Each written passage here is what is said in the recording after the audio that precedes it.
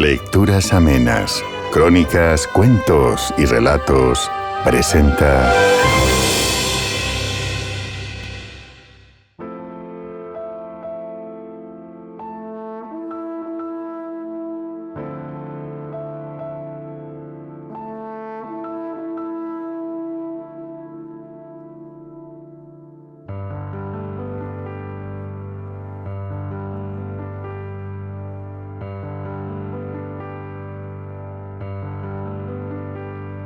En agosto nos vemos, de Gabriel García Márquez.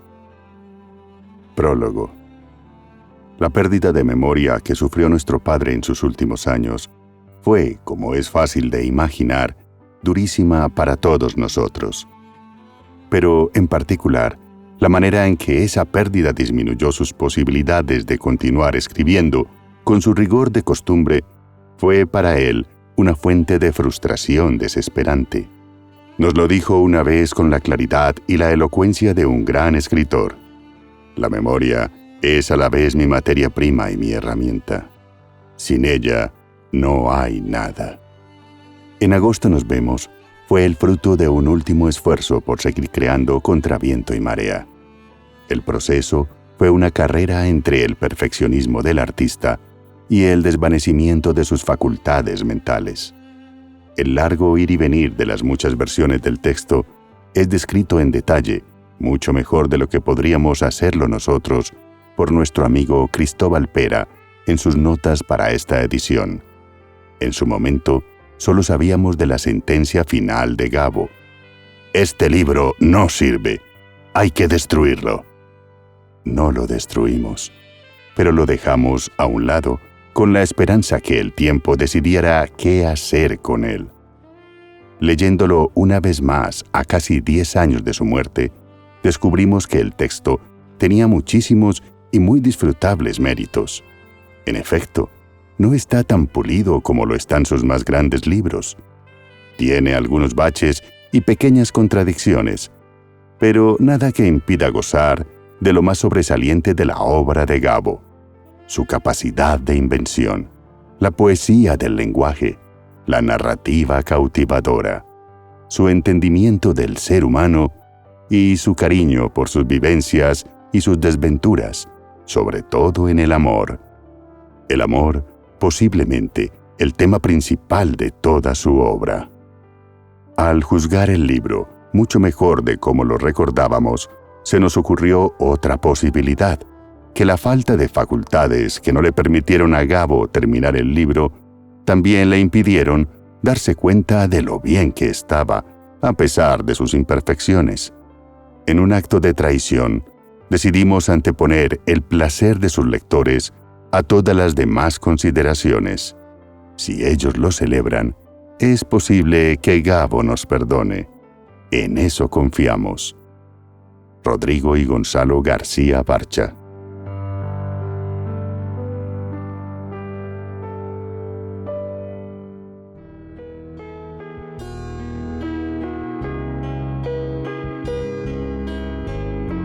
En agosto nos vemos. Capítulo 1. Volvió a la isla el viernes 16 de agosto en el transbordador de las 3 de la tarde. Llevaba pantalones vaqueros, camisa de cuadros escoceses, zapatos sencillos de tacón bajo y sin medias, una sombrilla de raso, su bolso de mano y, como único equipaje, un maletín de playa. En la fila de taxis del muelle, fue directa a un modelo viejo, carcomido por el salitre. El chofer la recibió con un saludo de amigo y la llevó dando tumbos a través del pueblo indigente, con casas de bahareque, techos de palma amarga y calles de arena ardiente, frente a un mar en llamas. Tuvo que hacer cabriolas para sortear los cerdos impávidos y a los niños desnudos que lo burlaban con pases de torero. Al final del pueblo, se enfiló por una avenida de palmeras reales, donde estaban las playas y los hoteles de turismo, entre el mar abierto y una laguna interior poblada de garzas azules. Por fin se detuvo en el hotel más viejo y desmerecido. El conserje la esperaba con la ficha de inscripción lista para firmar y las llaves de la única habitación del segundo piso que daba a la laguna. Subió las escaleras con 4 zancadas y entró en el cuarto pobre con un olor de insecticida reciente y casi ocupado por completo con la enorme cama matrimonial. Sacó del maletín un neceser de cabritilla y un libro intonso que puso en la mesa de noche con una página marcada por el cortapapeles de marfil. Sacó una camisola de dormir de seda rosada y la puso debajo de la almohada. Sacó también una pañoleta de seda con estampados de pájaros ecuatoriales, una camisa blanca de manga corta y unos zapatos de tenis muy usados y los llevó al baño. Antes de arreglarse, se quitó el anillo de casada y el reloj de hombre que usaba en el brazo derecho, los puso en la repisa del tocador y se hizo abluciones rápidas en la cara para lavarse el polvo del viaje y espantar el sueño de la siesta. Cuando acabó de secarse, sopesó en el espejo sus senos redondos y altivos, a pesar de sus 2 partos. Se estiró las mejillas hacia atrás con los cantos de las manos para acordarse de cómo había sido joven. Pasó por alto las arrugas del cuello, que ya no tenían remedio, y se revisó los dientes perfectos y recién cepillados después del almuerzo en el transbordador. Se frotó con el pomo de desodorante las axilas bien afeitadas y se puso la camisa de algodón fresco con las iniciales AMB bordadas en el bolsillo. Se cepilló el cabello indio, largo hasta los hombros, y se amarró la cola de caballo con la pañoleta de pájaros. Para terminar, se suavizó los labios con lápiz labial de vaselina simple. Se humedeció los índices en la lengua para alisarse las cejas encontradas. Se dio un toque de maderas de oriente detrás de cada oreja y se enfrentó por fin al espejo con su rostro de madre otoñal. La piel, sin un rastro de cosméticos, tenía el color y la textura de la melaza, y los ojos de topacio eran hermosos con sus oscuros párpados portugueses. Se trituró a fondo, se juzgó sin piedad y se encontró casi tan bien como se sentía. Solo cuando se puso el anillo y el reloj, se dio cuenta de su retraso. Faltaban 6 para las 4, pero se concedió un minuto de nostalgia para contemplar las garzas que planeaban inmóviles en el sopor ardiente de la laguna. El taxi la esperaba bajo los platanales del portal. Arrancó sin esperar órdenes por la avenida de Palmeras hasta un claro de los hoteles donde estaba el mercado popular al aire libre y se detuvo en un puesto de flores. Una negra grande que dormitaba en una silla de playa despertó sobresaltada por la bocina, reconoció a la mujer en el asiento posterior del automóvil y le dio entre risas y chácharas el ramo de gladiolos que había encargado para ella. Unas cuadras más adelante, el taxi torció por un sendero apenas transitable que subía por una cornisa de piedras afiladas. A través del aire cristalizado por el calor, se veía el Caribe abierto, los yates de placer alineados en la dársena del turismo, el transbordador de las 4 que regresaba a la ciudad. En la cumbre de la colina estaba el cementerio más pobre. Empujó sin esfuerzo el portón oxidado y entró con el ramo de flores en el sendero de túmulos ahogados por la maleza. En el centro había una ceiba de grandes ramas que la orientó para identificar la tumba de su madre. Las piedras afiladas hacían daño aún a través de las suelas de caucho recalentado y el sol áspero se filtraba por el raso de la sombrilla. Una iguana surgió de los matorrales. Se detuvo en seco frente a ella, la miró un instante y escapó en estampida. Se puso un guante de jardín que llevaba en el bolso y había tenido que limpiar 3 lápidas cuando reconoció la de mármol amarillento con el nombre de la madre y la fecha de su muerte 8 años antes. Había repetido aquel viaje cada 16 de agosto a la misma hora, con el mismo taxi y la misma florista, bajo el sol de fuego del mismo cementerio indigente, para poner un ramo de gladiolos frescos en la tumba de su madre. A partir de ese momento, no tenía nada que hacer hasta las 9 de la mañana del día siguiente, cuando salía el primer transbordador de regreso. Se llamaba Anna Magdalena Bach.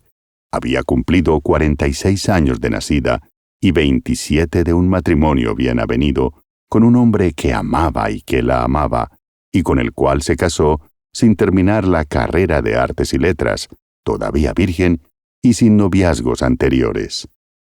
Su madre había sido una célebre maestra de primaria montessoriana que, a pesar de sus méritos, no quiso ser nada más hasta su último aliento.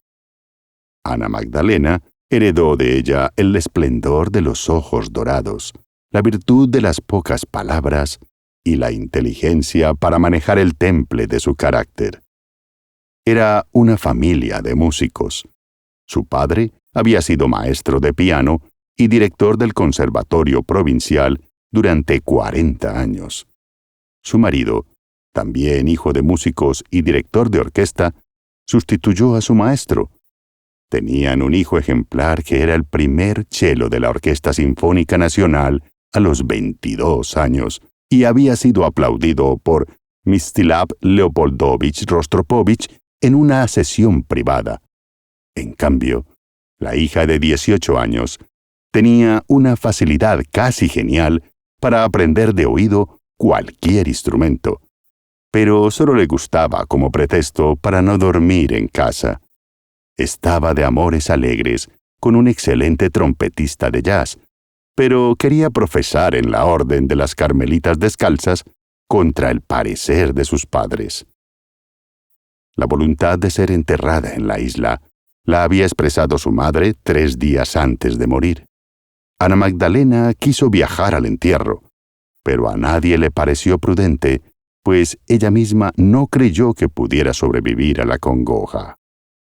Su padre la llevó a la isla el primer aniversario para poner la lápida de mármol que estaban debiéndole a la tumba. La asustó la travesía en una canoa con motor fuera de borda, que demoró casi 4 horas sin un instante de buena mar. Admiró las playas de arena dorada al borde mismo de la selva virgen, la algarabía de los pájaros y el vuelo fantasmal de las garzas en el remanso de la laguna interior. La deprimió la miseria de la aldea, donde tuvieron que dormir a la intemperie, en hamacas colgadas entre 2 cocoteros, a pesar de que allí habían nacido una poeta y un senador grandilocuente que estuvo a punto de ser presidente de la República. La impresionó la cantidad de pescadores negros con el brazo mutilado por la explosión prematura de los tacos de dinamita. Sin embargo, por encima de todo, comprendió la voluntad de su madre cuando vio el esplendor del mundo desde la cumbre del cementerio. Era el único lugar solitario donde no podía sentirse sola. Fue entonces cuando Anna Magdalena Bach se impuso el propósito de dejarla allí donde estaba y llevar todos los años un ramo de gladiolos para su tumba. Agosto era el mes de los calores y los aguaceros locos, pero ella lo entendió como una más de las penitencias que debía cumplir sin falta y siempre sola. La única debilidad la tuvo ante la insistencia de sus hijos por conocer la tumba de la abuela, y la naturaleza se la cobró con una travesía pavorosa. La lancha zarpó a pesar de la lluvia, para que no les anocheciera en el camino, y los niños llegaron aterrorizados y vencidos por el mareo. Esa vez, por fortuna, pudieron dormir en el primer hotel de turismo que el senador construyó a nombre suyo con dineros del Estado. Anna Magdalena Bach había visto crecer año tras año los acantilados de vidrio que aumentaban mientras la aldea se empobrecía. Las lanchas de motor fueron jubiladas por el transbordador. La travesía siguió siendo de 4 horas, pero con aire acondicionado, orquesta y muchachas de placer. Solo ella mantuvo la rutina como el visitante más puntual de la aldea. Volvió al hotel, se tendió en la cama sin más ropas que las bragas de encajes y reanudó la lectura del libro en la página marcada con el portapapeles bajo las aspas del ventilador del techo que apenas sí removían el calor. El libro era Drácula, de Bram Stoker. Había leído la mitad en el transbordador con el fervor de una obra maestra.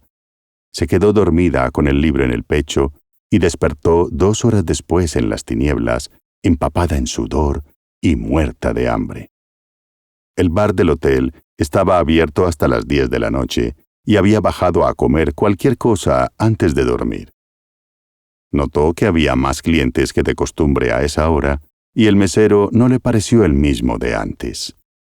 Ordenó, para no equivocarse, el mismo sándwich de jamón y queso de otros años, con pan tostado y café con leche. Mientras se lo llevaban, cayó en la cuenta de que estaba rodeada por los mismos turistas mayores de cuando el hotel era el único. Una niña mulata cantaba boleros tristes y el mismo Agustín Romero, ya viejo y ciego, la acompañaba con amor en el mismo piano decrépito de la fiesta inaugural. Ella terminó deprisa, tratando de sobreponerse a la humillación de comer sola, pero se sintió bien con la música, que era suave y sedante, y la niña sabía cantar. Cuando terminó, solo quedaban 3 parejas en mesas dispersas, y justo enfrente a ella, un hombre distinto que no había visto entrar. Vestía de lino blanco, con el cabello metálico. Tenía en la mesa una botella de brandy y una copa a la mitad, y parecía estar solo en el mundo.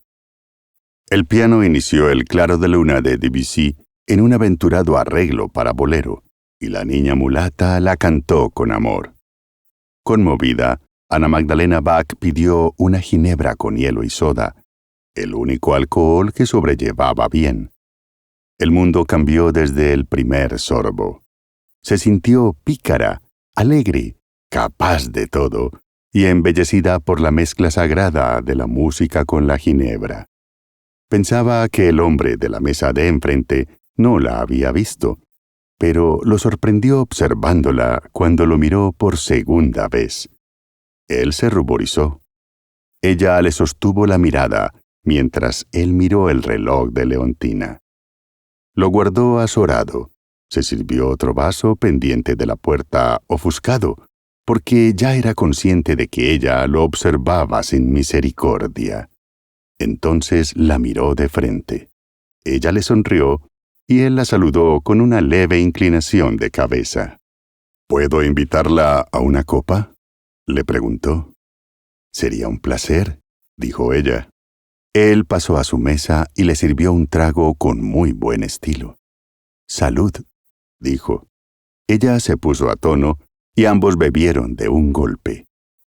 Él se atragantó, tosió con sobresaltos de todo el cuerpo y quedó bañado en lágrimas. Guardaron un largo silencio hasta que él se secó con un pañuelo perfumado de lavanda y recobró la voz. Ella se atrevió a preguntarle si no esperaba a nadie. «No», dijo él. «Era un asunto importante, pero ya no fue». Ella preguntó con una expresión de incredulidad calculada. «¿Negocios?». Él le respondió. «Ya no estoy para otras cosas». Pero lo dijo en el tono de los hombres cuando quieren que no les crean. Ella lo complació y lo remató como una gran plebeya, ajena a su modo de ser, pero bien medida. «Será en su casa». Así siguió pastoreándolo con su tacto fino, hasta enredarlo en una charla banal. Jugó a adivinarle la edad y se equivocó por un año de más, 46. Jugó a descubrir su país de origen por el acento, y a la tercera vez fue la vencida, gringo hispánico. Probó a adivinar la profesión, y a la segunda tentativa, él se apresuró a decirle que era ingeniero civil, y ella sospechó que era una artimaña para impedirle que tropezara con la verdad. Hablaron sobre la audacia de convertir en bolero una pieza de Debussy, pero él no lo había advertido. Sin duda se dio cuenta de que ella sabía de música, y él no había pasado del Danubio Azul. Ella le contó que estaba leyendo Drácula de Stoker. Él lo había leído en el colegio, y seguía impresionado con el episodio del conde que desembarcó en Londres transformado en perro. Ella estuvo de acuerdo y no entendía por qué Francis Ford Coppola lo había cambiado en su película inolvidable. En el segundo trago, ella sintió que el brandy se había encontrado con la ginebra en alguna parte de su corazón, y tuvo que concentrarse para no perder la cabeza. La música se acabó a las 11, y la orquesta solo esperaba que ellos se fueran para cerrar. Ella lo conocía entonces como si hubiera vivido con él desde siempre. Sabía que era aseado, impecable en el vestir, con unas manos mudas agravadas por el esmalte natural de las uñas y un corazón bueno y cobarde. Se dio cuenta de que estaba cohibido por sus grandes ojos amarillos y no los apartó de él. Entonces se sintió fuerte para dar el paso que no se le había ocurrido ni en sueños en toda su vida, y lo dio sin misterios. ¿Subimos? Él había perdido el poder. «No vivo aquí», dijo. Pero ella no esperó siquiera a que terminara de decirlo. «Yo sí», dijo, y se levantó y sacudió apenas la cabeza para dominarla. «Segundo piso, número 203, a la derecha de la escalera. No toque, empuje nada más». Subió a la habitación con el terror delicioso que no había vuelto a sentir desde su noche de bodas. Encendió el ventilador, pero no la luz.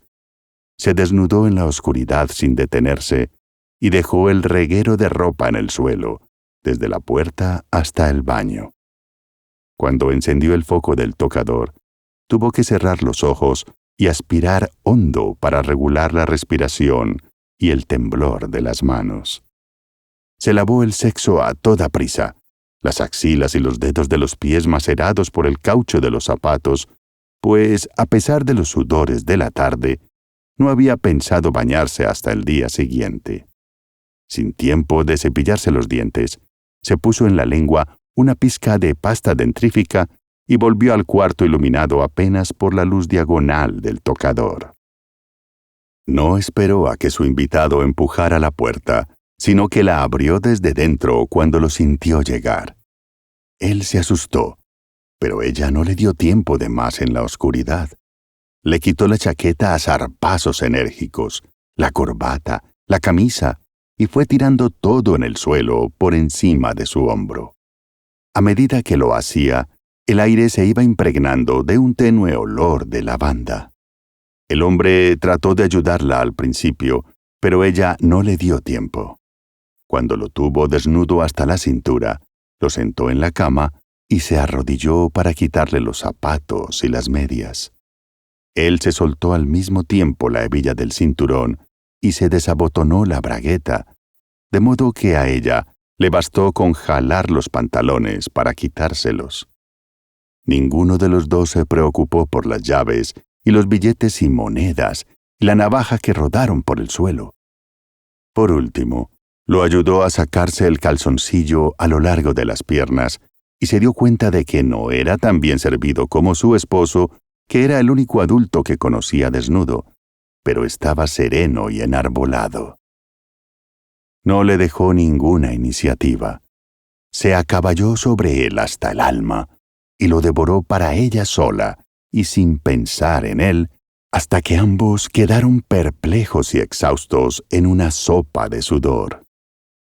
Permaneció encima, luchando contra las primeras dudas de su conciencia, bajo el ruido sofocante del ventilador, hasta que se dio cuenta de que él no respiraba bien, abierto en cruz bajo el peso de su cuerpo, y se tendió de espaldas a su lado.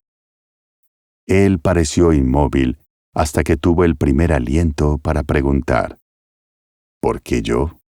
«Fue una inspiración», dijo ella. «Viniendo de una mujer como usted», dijo él, «es un honor». «Ah», bromeó ella. ¿No fue un placer? Él no contestó, y ambos yacieron pendientes de los ruidos de sus almas. El cuarto era hermoso en la penumbra verde de la laguna. Se oyó un aleteo. Él preguntó, ¿qué es eso? Ella le habló de los hábitos de las garzas en la noche. Al cabo de una hora larga de susurros banales, empezó a explorarlo con los dedos, muy despacio, desde el pecho hasta el bajo vientre.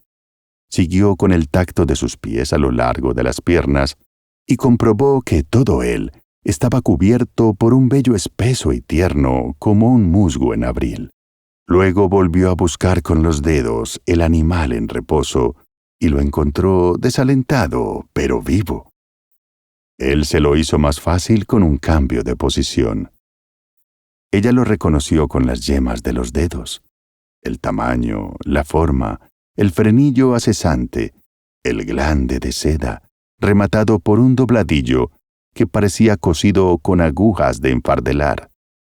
Contó al tacto las puntadas y él se apresuró a aclararle lo que ella había imaginado. Me circuncidaron de adulto. Y agregó con un suspiro, fue un placer muy raro. Por fin, dijo ella sin clemencia, algo que no fue un honor. Se apresuró a mitigarlo de golpe con besos tiernos en la oreja, en el cuello. Él la buscó con los labios y se besaron en la boca por primera vez. Ella volvió a buscarlo y lo encontró armado. Quiso asaltarlo de nuevo, pero él se le reveló como un amante exquisito que la elevó sin prisa hasta el grado de ebullición. Ella se sorprendió de que unas manos tan primarias fueran capaces de semejante ternura y trató de resistir con coqueteos fáciles. Pero él se le impuso con firmeza, la manejó a su gusto y manera y la hizo feliz. Habían dado las 2 cuando un trueno sacudió los estribos de la casa y el viento forzó el pestillo de la ventana. Ella se apresuró a cerrarla, y en el mediodía instantáneo de otro relámpago vio la laguna encrespada, y a través de la lluvia vio la luna inmensa en el horizonte y las garzas azules aleteando sin aire en la borrasca. Él dormía. De regreso a la cama, se le enredaron los pies en la ropa de ambos.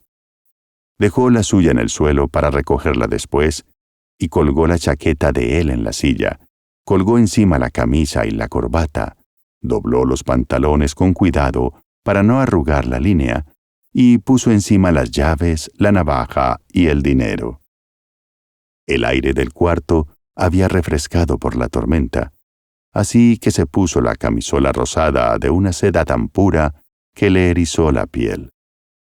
El hombre, dormido de costado y con las piernas encogidas, le pareció un huérfano enorme, y no pudo resistir una ráfaga de compasión.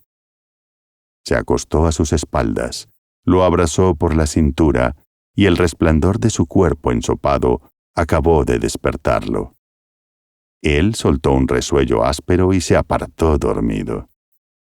Ella se durmió apenas y despertó en el vacío del ventilador eléctrico cuando se fue la luz y el cuarto quedó en penumbra ardiente.